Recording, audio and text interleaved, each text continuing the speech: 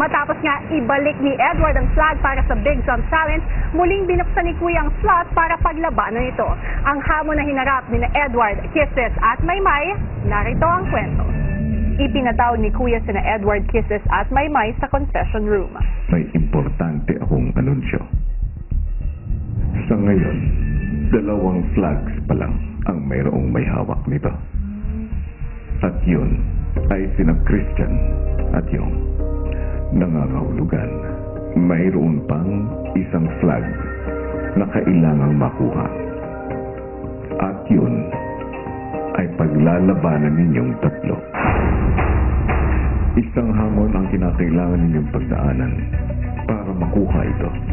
Para makuha ang natitirang flag ng Big Jump Challenge, kailangan muna nilang mabuksan ang 7 padlock nito at madala ito sa garden area. Ang 7 susi na kailangan nila ay nakakalat sa loob ng bahay at may katumbas namang clue ng mga pinagdaanan nilang lapitan.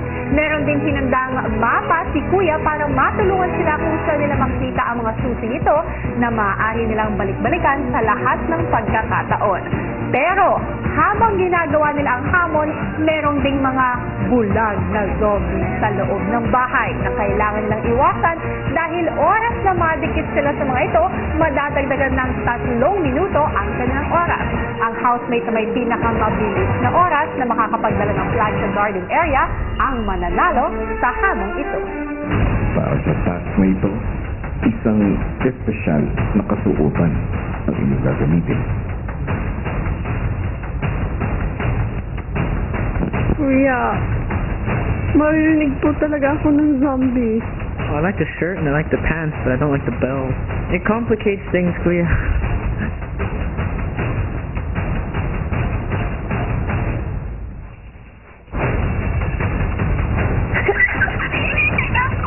Get ready. Your time will start when you go out of the confession. Susunod, sino nga kaya ang makakakuha ng natitirang flag para sa Big Jump Challenge?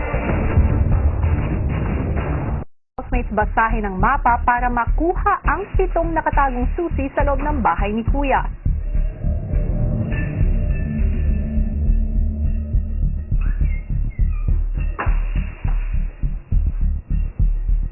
Sa lahat ng kinakatakutan ko po, yung mga ganito po talaga, ito po talaga yung kinakatakutan ko sa buhay. Ito pa po yung naging challenge namin. So, doble hirap po sa akin.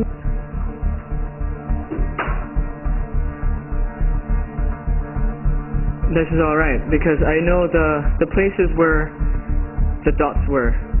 I knew there were certain objects there. I recognized key points, or places. Hanggang sa isa-isa na silang pumasok sa bahay na puno ng zombies. Oh my gosh. Sa nightmare ko lang ito nakikita na parang nakaka-face talaga ako ng totoong zombies.